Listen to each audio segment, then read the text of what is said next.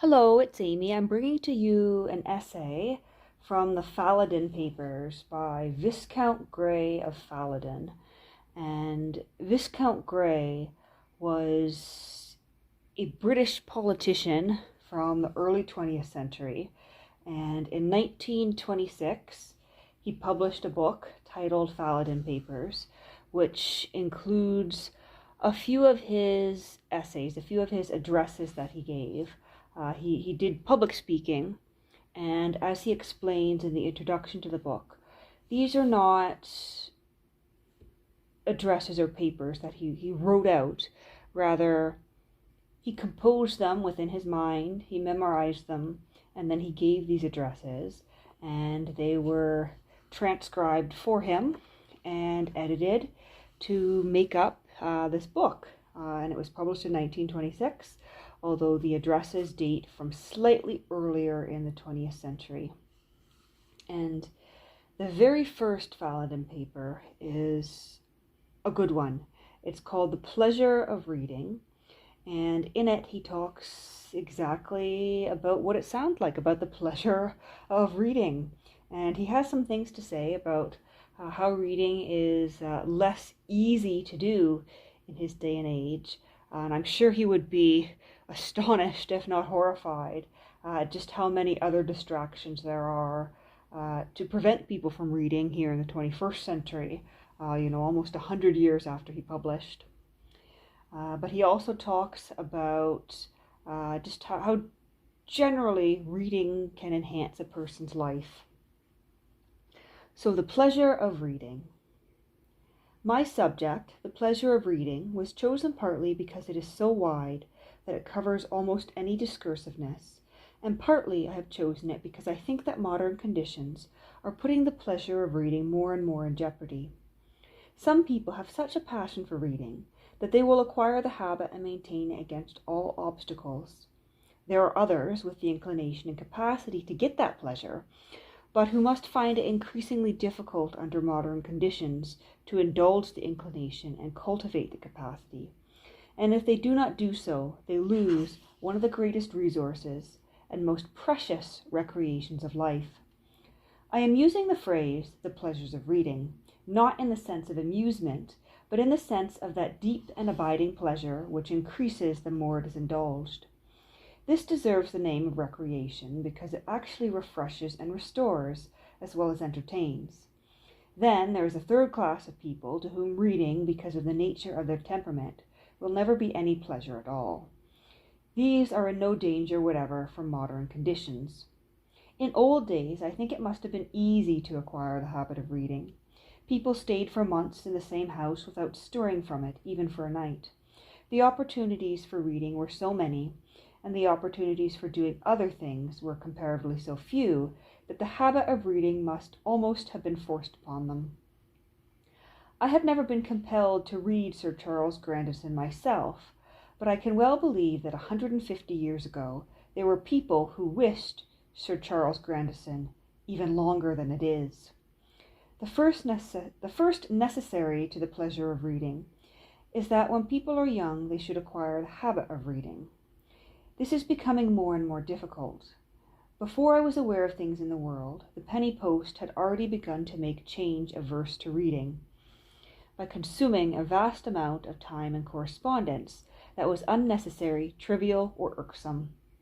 Railways have altered people's habits by making them move about much more, but railways have this compensating advantage that although they take people much away from home, a long railway journey affords a first-rate opportunity for reading.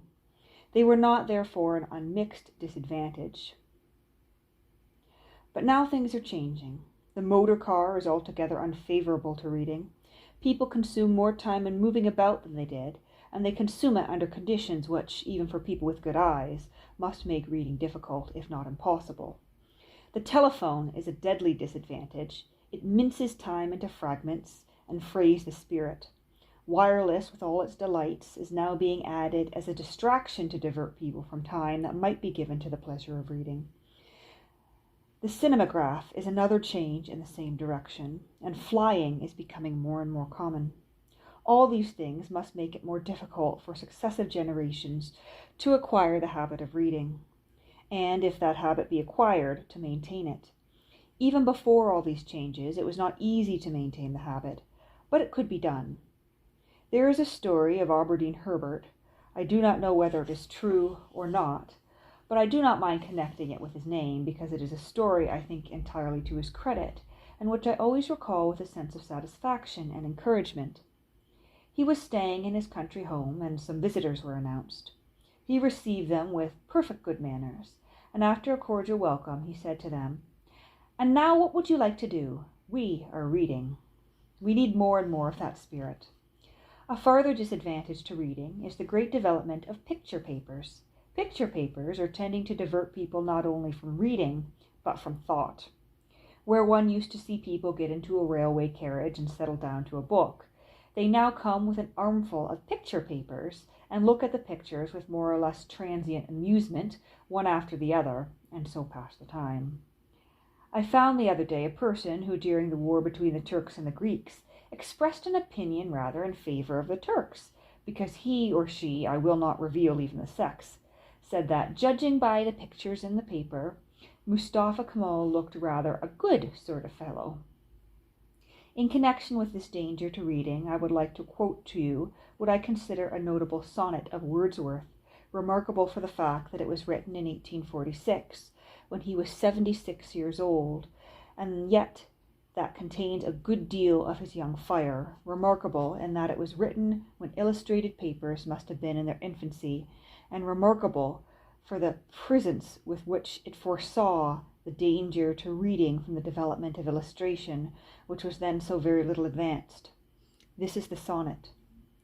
Discourse was deemed man's noblest attribute, and written words the glory of his hand. Then followed printing with enlarged command, for thought, dominion vast and absolute, for spreading truth and making love expand. Now prose and verse sunk into disrepute must lackey a dumb art that best can suit. The taste of this once intellectual land a backward movement surely have we here, from manhood back to childhood for the age, back towards caverned life's first rude career. Avaunt this vile abuse of pictured page. Must eyes be all in all, the tongue and ear? Nothing? Heaven keep us from a lower stage. There is a good deal of power in that sonnet, but the remarkable thing is its presence. If these recent developments are endangering the pleasure of reading, as undoubtedly they are, by making it more and more difficult to acquire the habit, let me suggest one thing which may be a help to maintain it. It is this: plan reading beforehand. Have always in mind 3 or 4 books which you have decided you wish to read. Have the books at hand so that when the opportunity comes for reading, the choice may be readily made. Otherwise, you may be staying in a country house, and something, not reading, may have been planned for the afternoon. Stormy weather causes that plan to be cancelled, and 2 or 3 hours are thrown into your lap, a little tumble-in of time, an unlooked opportunity for reading. We may, any of us, with such an opportunity, find ourselves in the middle of a good library, and yet, if we have not already thought to ourselves and determined on some book which we wish to read, when the opportunity comes the greater part of the time, may be lost in the difficulty of making a choice. I offer this as practical counsel, and it is easy to apply.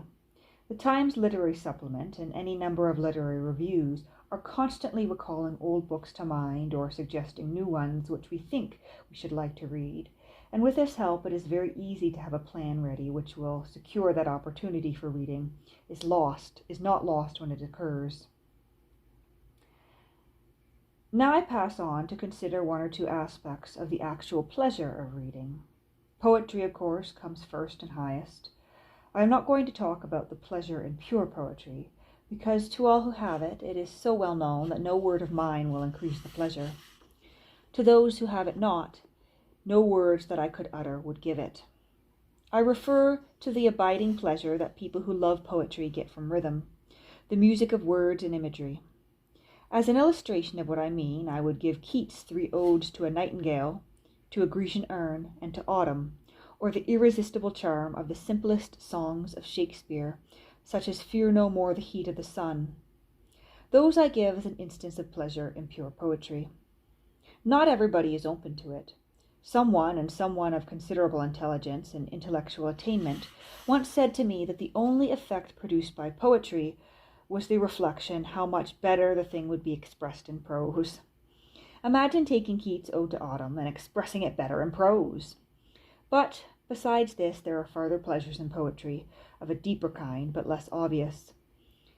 There is the poetry which presents us great thought in words and in form that not only stir the intellect, but rouse emotion. I will say nothing in that connection of Shakespeare, because I am going to take a smaller illustration.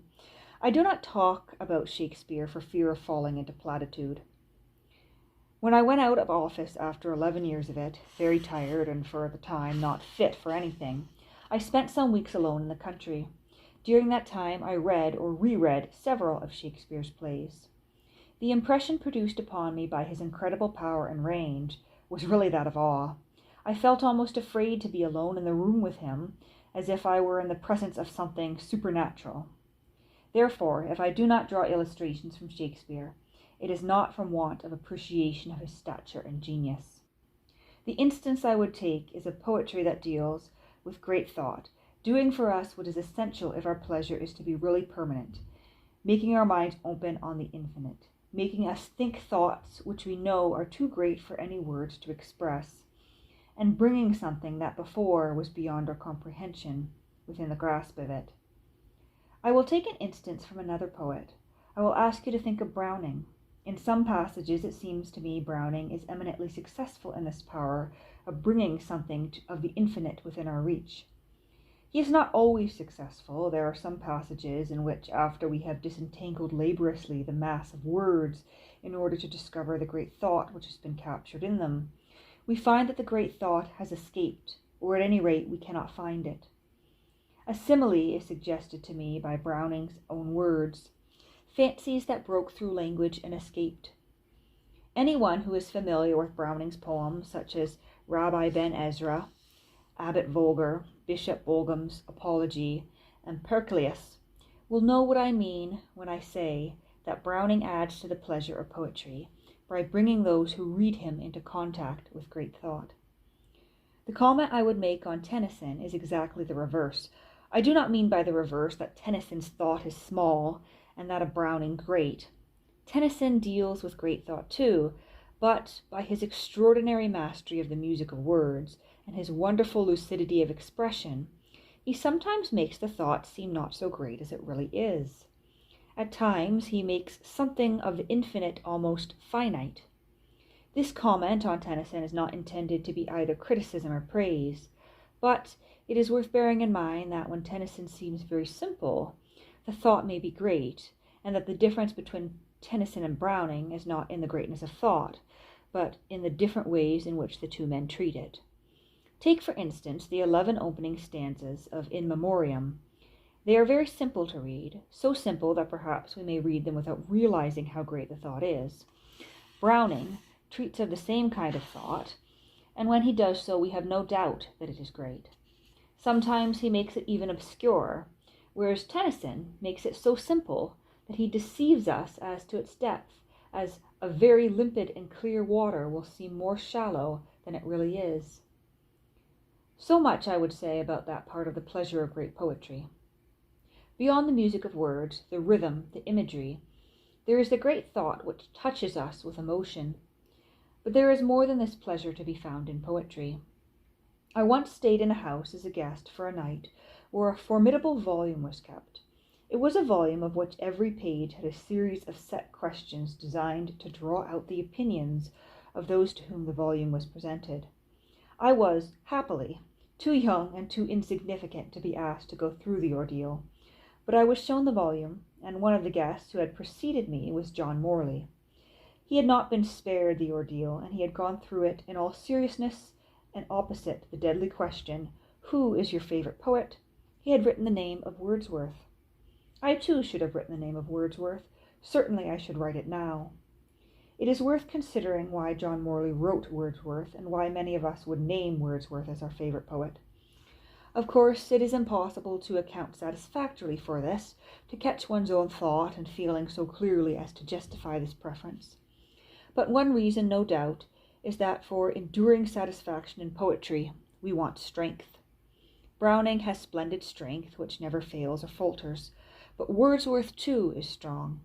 If he expresses, as he sometimes does, great dejection, great depression, he never rests or brings his poem to an end till he stands with both feet planted on firm ground by some thought which has pulled him up, rescued him from depression, and made him erect and confident. It is interesting to compare Wordsworth and Shelley in this respect. It does not add to the pleasure of reading to exalt one author at the expense of another, and I am not introducing this comparison for the purpose of depreciating Shelley. But you will notice that Shelley is sometimes content to leave you with a cry of despair. Wordsworth, after expressing deep dejection, never ends till he has become confident and strong again. You will find instances of what I mean in Wordsworth's Lines on the Death of Fawkes, and you will find it in The Leech Gatherer, and you will find it in The Afterthought of the Dudden Sonnets, and in many other places. There is a farther pleasure in poetry, which is that of intimacy. When people say Wordsworth is the poet they read most, or the poet they like best, what they really feel is that they have a certain intimacy with Wordsworth, that Wordsworth has revealed to them some of their own experience, expressed something of which they were barely conscious, and revealed to them other things which were really in them, but of which they were unconscious. In this way there has come a feeling which can best be described as that of intimacy, which, apart altogether from his merits as a poet, makes Wordsworth peculiarly attractive to the reader.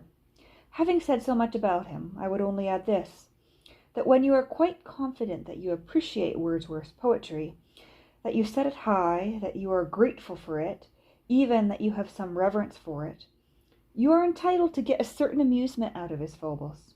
One form of amusement is easily found by reading the extraordinarily stiff or trivial labels which he chose to attach as titles to some of his poems. Ode to Duty is not a title which attracted me very much. The poem attracts and holds me, but the title did not draw me to the poem. Resolution and Independence does not suggest the poetry at all. Happily, in this instance, Wordsworth vouchsafes an alternative title, The Leech Gatherer. Lines on hearing that the dissolution of Mr. Fawkes was hourly expected, exemptum or effusion on the death of James Hogg. Neither of these titles prepares you for the beautiful things which these poems contain. Then we get Incident in the Life of a Favorite Dog, followed by Tribute to the Memory of the Same Dog, and finally, On Seeing a Needle Case in the Form of a Harp. I have laughed often over these titles, and it is right that anyone who is quite sure of his admiration for Wordsworth and his gratitude to him should indulge in this amusement. But to people who do not appreciate Wordsworth's poetry, and who laugh at these things, I would say, be sure that your laughter is not of that kind which has been compared to the crackling of thorns under a pot. I would say this farther. The habit of reading poetry should be acquired when people are young. What we acquire and learn to love when we are young stands by us through life. It has been difficult in all ages for people who are past middle life to appreciate the genius of new poets who have arisen in their lifetime. Wordsworth wrote his best poetry long before Queen Victoria was born. Shelley and Keats were dead before she came to the throne, but they came by their own in public estimation in the Victorian age, and having come by their own, they have little difficulty in maintaining it as the generations go on. It is astonishing to look back and see how people of real literary ability and power have been absolutely blind to the merits of poetry, written when they themselves were in middle life, which we, who have come after them, recognize at once as being of the first rank. Let us make sure of the poetry that we like while we are young, then we keep it easily through life, for it is difficult to be certain of appreciating and enjoying new poetry after we have passed middle age. Next to poetry I put novels, the great novels of character. They must be long to be great. It needs a long book to present a character so that it can really be grasped and understood. Short stories, however vivid their presentation of character, are something like a brilliant pen and ink sketch. The great novel, on the other hand, makes the characters stand out, as if they were sculptured. Of such great novels, it is worth noting that some of the most famous depend not entirely, but to some extent, upon dealing with love as passion. By this the interest is heightened, and their enduring place in literature is secured. The first half of Pamela, for instance, Jane Eyre, Anna Karenina, are all highly sexed novels, and much of their interest depends upon this. After reading a novel of this kind, one is apt to feel that no great novel can be written unless it does introduce the element of passion.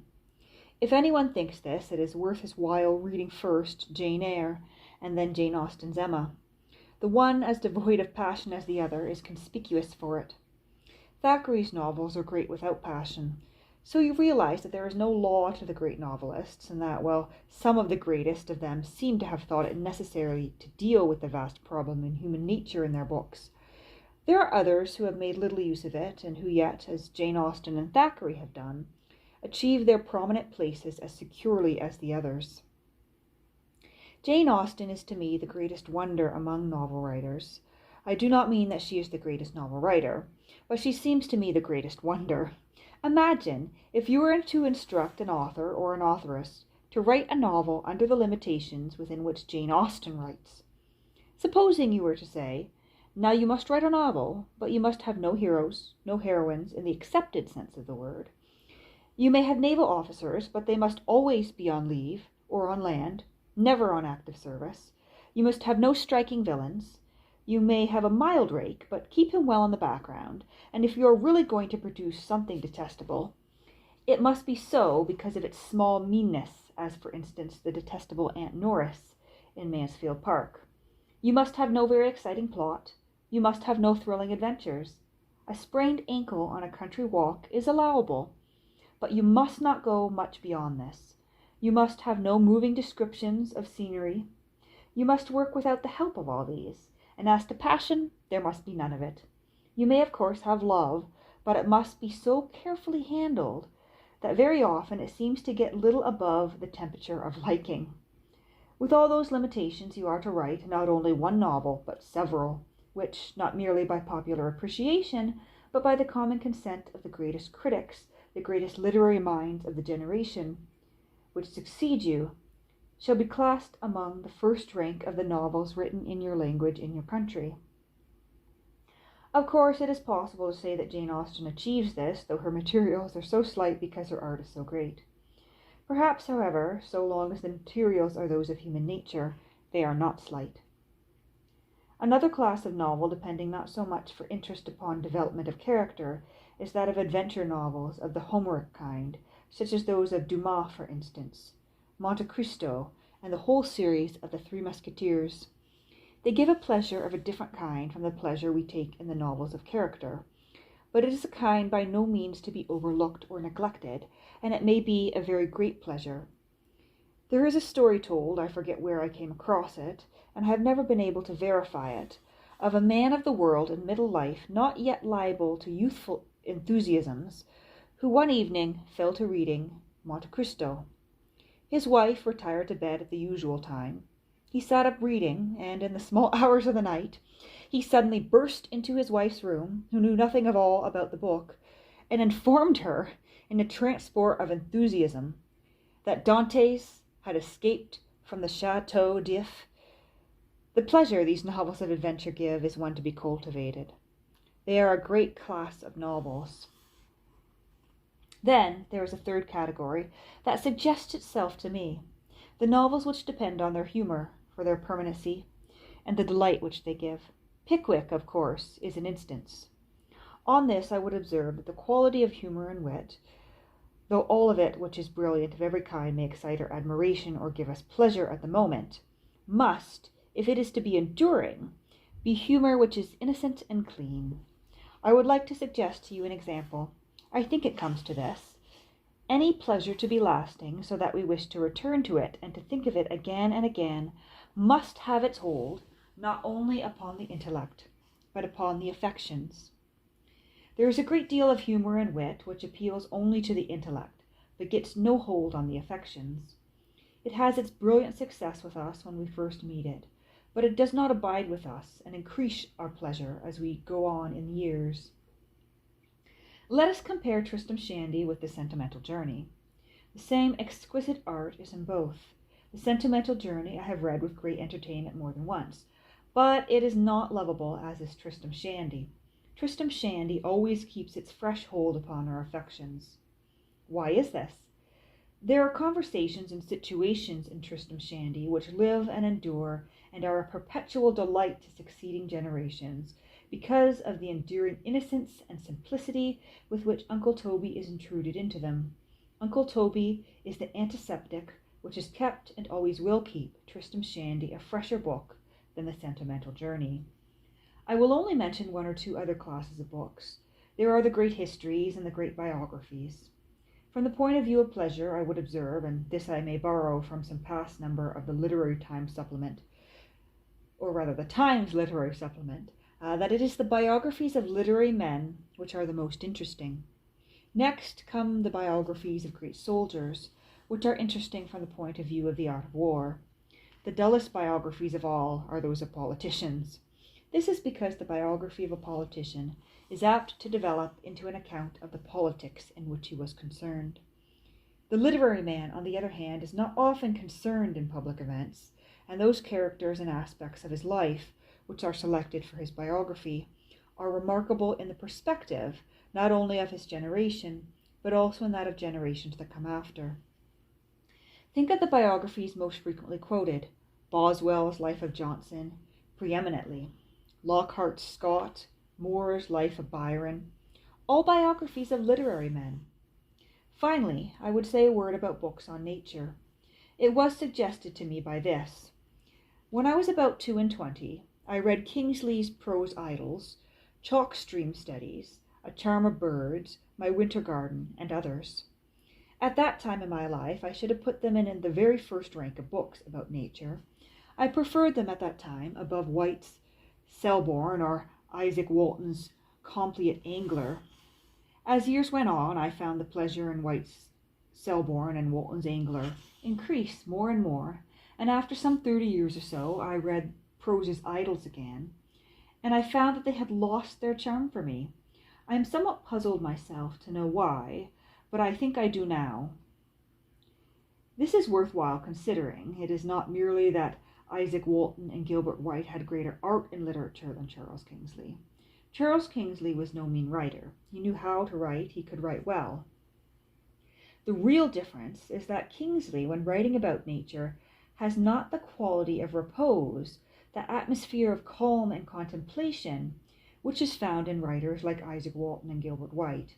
If books about nature are to live, they must not be descriptions written at the moment of rapture.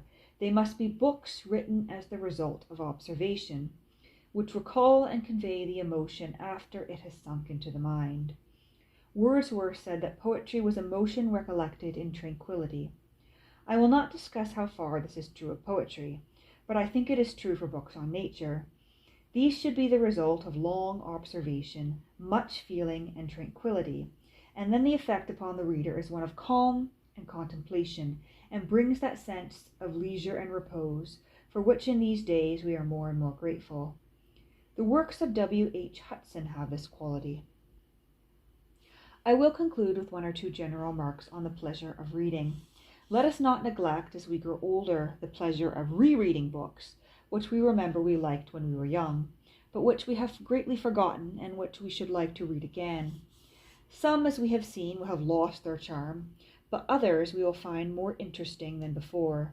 For instance, I read Middlemarch after an interval of about 30 years, because I remembered having liked it. The conclusion on rereading it was that it must have been impossible in youth to have appreciated half its merit. I certainly got pleasure from reading it when I was young, but I got more pleasure on reading it again years afterward. The great books have stood the test of time because they possess, in an unusual degree, the power of satisfying human needs and giving sustained human pleasure. And it is a great mistake to let new literature divert us from reading the old. Isaac Disraeli says somewhere that great books lead us to a proper perspective and sense of the values of life.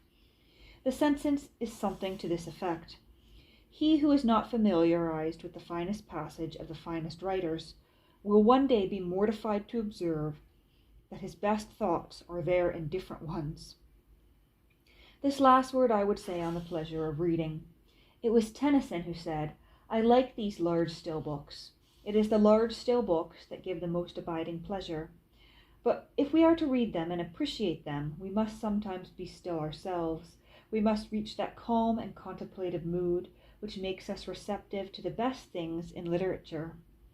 Bacon, in his essay on study, says, "Study is for delight, for ornament, and for ability. For delight, its chief use is in the privateness and retirement." And Walton, at the end of his most famous and beautiful book, puts simply this quotation, "Study to be quiet." And there is a postscript here letting us know that this is an address given in 1924. And I think this may be one of the best addresses, the best essays that I've ever read on the pleasures of reading, because it really does capture all my own thoughts about the pleasure of reading. Certainly it's good to have a book on you anytime when you might have some spare time to read. It's good to have a list, or as we call nowadays a TBR, so that you can dig into something you've been wanting to read at a spare moment. And there are a great many distractions in modern life that do prevent us from reading. And, he's blaming the cinema and blaming letter writing even. But today, we've got our smartphones with us. We've got hundreds of thousands of hours of TV and movies at our fingertips. We've got Twitter and Instagram. We've got YouTube. And there are just dozens and dozens of distractions in our daily life that would distract us from this pleasure of reading. And I often find myself distracted too. But I think he puts it rather well here. And I did enjoy how he takes us through some of his favorite authors. And he has another essay at the end of this book, another address on Wordsworth's Prelude. And Wordsworth is he says here, Wordsworth is my favorite poet as well. And so it was interesting to come across someone with a shared perspective on Wordsworth. And he captures one of the things that allows me to enjoy Wordsworth so much, and that's this idea of capturing experiences in nature, capturing something that we've seen and experienced before in poetry. Unfortunately, I think I'm somewhat, tone deaf to rhythm. And so that's often what prevents me from enjoying a lot of poetry. But with Wordsworth, even though I'm not necessarily picking up on the rhythms that are meant to be in the lines, I am picking up on the beautiful descriptions and the sentiment that's coming from those lines. And it's wonderful to hear him mentioning the Count of Monte Cristo, because that's one of my favorite adventure novels. I had many gripping nights. I think it was about 10 gripping nights. I read it in about 10 to 14 days when I was 17. Just fully immersed in that adventure. And Sentimental Journey, I've read that as well. I'm familiar with Pickwick Papers. And his description of the writing of Jane Austen is so humorous, so funny, but it is also extremely spot on, because when you think about it, that's really what she has managed to do. She's managed to make these incredibly engaging and interesting novels without a lot of the hallmarks that you would think of as being core elements of a skillful, interesting, and popular novel. But yeah, it's just interesting to read through all his perspectives on literature here. And I really have no idea who he was as a person, who he was as a politician. But I think his collection of essays here are absolutely wonderful. After this, there is an essay here on pleasures of outdoor nature, which I greatly connect to as well, because he seems to enjoy outdoor nature for all the same reasons that I do. And he ends that with a very interesting passage on bird watching and listening to birds. And he talks about strolling with a former American prime minister who's come to visit for several days in the north of England, I believe, just listening to the sound of birds together. And then he has a essay in here. The third one is on recreation. So this is just the general act of seeking pleasure outside of our work. And he talks about, the different elements in our life, the different things we do and the balance between those. How our work and our family and then our recreation, those three things combined, are really what he thinks are going to make us happy in life. Our work is our ambition in life, our aim, our goal. And we have to balance that against, family and friends. And I like how he doesn't just say, family is in, husband, wife, children, but rather he includes friends and the people you see on a daily basis and that friends and family dynamic. And you balance that with your recreation. And he talks about the different types of recreation, games, sport, fishing. He's a big fan of angling. Angling. He's a big fan of angling and fly fishing. And he also raises and breeds ducks. And of course, he does talk about reading again. There's a chapter in here called Waterfowl at Feldon, where he talks about the ducks on his estate and the different characteristics of the duck. A duck that nests in a tree and then pushes its young out, 15 to 20 feet to the ground the day they're born. Ducks that, even though they're wild, will eventually come to feed from his hand. The ducks that he was forced to give up during the First World War because there wasn't enough of the food to feed them.